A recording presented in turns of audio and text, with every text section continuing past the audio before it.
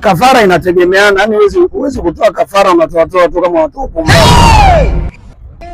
Mtu anamwambia toa kafara na mtoa mke wake, zani issue gani hiyo? Kafara unatoa kama unatoa mama yako, unatoa mama yako. Angalia kafara ya kutoa. Kuna mshenzi mmoja tunamwambia juzi toa kafara, ita naenda siku kuoa ndio anakuja anatoa. Yaani unaoa afu ndio anakuja anatoa kafara. Toa kitu unachokipenda, kama unamtoa mama yako, unamtoa mama yako kafara. Mama. Ubongo hapa inategemeana na hiyo pia.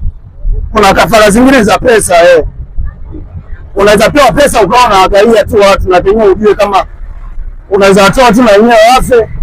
Kisha siku unajipatia kipato. Sasa inategemea. Hapa ni mjini kwa kuna muda inabidi uwe serious. Pole. Kama ni sister. Pole, chukua.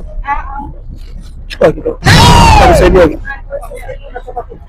Amna mchango tu kidogo.